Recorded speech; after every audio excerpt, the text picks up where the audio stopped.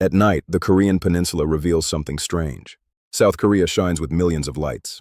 But just across the border, there is almost complete darkness. That darkness hides one of the most secretive regimes in modern history. Millions of people live inside that darkness, but the outside world knows almost nothing about their daily lives. For more than 70 years, this nation has remained one of the most secretive states on Earth, a place where time stands still, and every secret is buried deep within the redacted pages of history. The modern story of North Korea begins after one of the most destructive conflicts of the 20th century. The peninsula was once whole, a land with a single history, until it was divided following the devastating Korean War. For 3 brutal years, the land was consumed by fire and steel. What began as a regional war quickly escalated into a global Cold War battlefield. Millions were displaced, caught between the clash of 2 opposing worlds. The infrastructure of a nation was systematically dismantled. 2 separate states were born from the ashes of the conflict. A division that would last decades. A mystery that is still waiting to be solved. After World War II, power consolidated under a revolutionary guerrilla leader, Kim Il-sung, a man whose name would become synonymous with the state itself. To the outside world, he was a mystery. To his people, he was the eternal president. He would go on to shape the country's political system for decades, building a cult of personality unmatched in modern history. From the earliest military parades in the ruins of Pyongyang to the massive monuments that began to dominate the skyline, every brick, every statue, was a testament to their absolute control. A control that remains unbroken. Kim Il-sung created a highly centralized system, a structure built on absolute ideology, and a pervasive network of surveillance. Loyalty to the state was the only currency that mattered. From the grand squares of the capital to the synchronized masses below, every citizen, a gear in a machine that never stops. Over time, the leadership in North Korea built massive monuments honoring the ruling family. But unlike most communist governments, North Korea evolved into something unusual. Power became hereditary. A direct line of succession spanning 3 generations, from father to son to grandson. A dynasty built on blood. In a world of revolving leaders, this state remained fixed, locked within the grip of a single family. For over 70 years, a political system that looks more like an ancient monarchy than a modern republic. A legacy that defies the laws of history, and the world is still watching, waiting to see if this unbroken line will ever fade. Leadership passed to Kim Il-sung's son, Kim Jong Un, a man who would lead the nation through its darkest hour. Under his rule, military power became the state's ultimate priority. He oversaw the birth of a nuclear program that would change the world's perception. His era was defined by strength, secrecy, and a defiance that echoed across the globe. From the inspection of elite military units to the roar of the first missile launches, a transition of power that proved the system could survive beyond its founder. A legacy of nuclear ambition that would define the decades to come. A new chapter had begun. A chapter written in steel and plutonium. And the world was finally paying attention.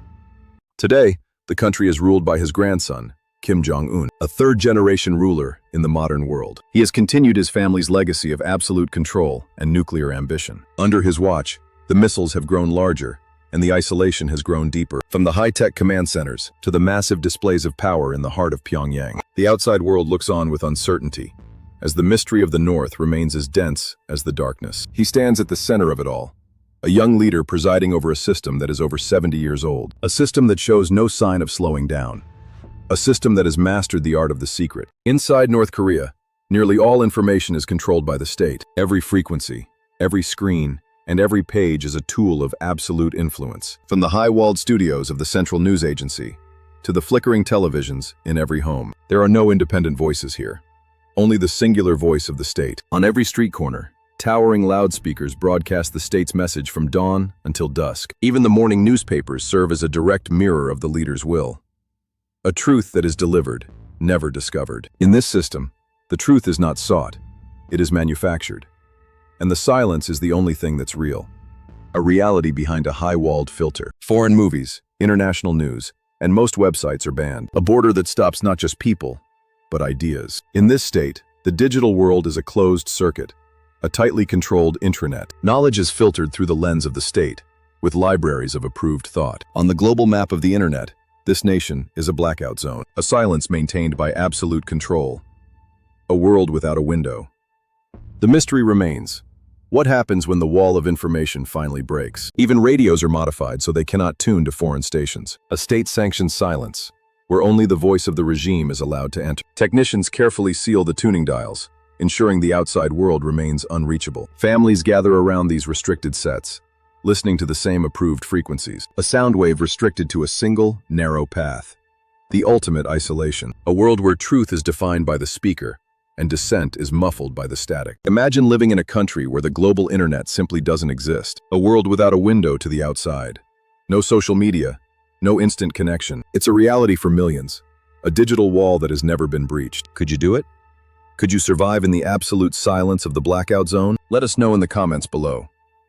The mystery of the North is more than just politics. It's a human story of survival in the dark, a story that is still being written, and the world is still waiting for the first word. Citizens are classified through a loyalty system known as songbun, a complex social hierarchy that determines your future before you're even born. Your family's past dictates everything, from the elite core class in the heart of the capital, living in a world of relative privilege, to the wavering and hostile classes in the remote industrial zones. A life of hard labor and isolation, where you work, what you eat, even who you can marry. It is all decided by the state machine, a system that starts in the classroom and follows you into the grave. Your status is your shadow. It follows you everywhere, and it never changes. A social machine that filters every aspect of human existence. In the North, you don't choose your life. Your history chooses it for you. In the heart of Pyongyang, the core class resides in towering apartment blocks, a reward for their ancestral loyalty. But for those in the wavering or hostile groups, the reality is a life in remote farming villages, far from the capital's reach. Education, careers, and even the most personal bonds are filtered through the lens of the state dossier. At graduation, a student's path is not chosen by talent, but by status. Even the choice of a partner must align with the social machine, a divide that splits a nation into two separate worlds, coexisting in the same space, yet light years apart. In this machine, your lineage is your law, a law that dictates every breath you take. In the North, your history is your destiny. Despite economic hardship, the government prioritizes military development above all else. This policy, known as Songun, places the military at the absolute center of state affairs. While the general population endures strict rationing, military power is the priority. Vast resources are poured into a staggering display of armed force. Millions are enrolled. Millions of men and women form one of the largest fighting forces on the planet. Every step is synchronized. From the skies above the capital to the hidden mountain bases, a nation where the sword is valued more than the plow. A fortress state, always preparing for a war. Nuclear weapons are seen as the regime's ultimate protection. A strategic shield forged in the fires of defiance. To the outside world, they are a threat. To the regime, they are the only guarantee of survival. Deep beneath the mountains, in silence and secrecy, the program has evolved through decades of trial and error, from the high-tech command centers to the massive displays of force in the heart of Pyongyang. When the countdown begins, the world watches with bated breath. A roar that echoes far beyond the borders, signaling a power that refuses to be ignored. The ultimate insurance policy for an isolated nation, a program that has changed the geopolitical map forever. Each missile test attracts global attention and diplomatic tension. A ripple effect that reaches every corner of the planet. In the halls of the United Nations, the world's powers gather to debate a threat they cannot fully contain. Sanctions, warnings, and emergency sessions.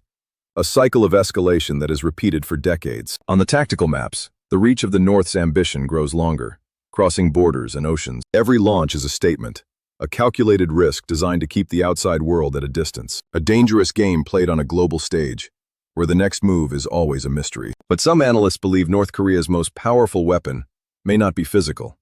It may be digital. Deep in the shadows of the network, elite state-sponsored units operate with lethal precision. They are known as the Lazarus Group, a collective of hackers who have stolen billions in cryptocurrency and paralyzed global financial systems, from silent command centers to the digital front lines of a new kind of war. This is a weapon that crosses borders instantly, leaving no fingerprints, only chaos. The ultimate asymmetric threat. An invisible army hiding in the code, and the world is only just beginning to understand the scale of the operation. Cyber units linked to the country have been accused of major financial hacks around the world. A new breed of warfare, from the silent rows of bank data centers to the digital arteries of the global financial network. No institution is safe from the reaching shadows of the North.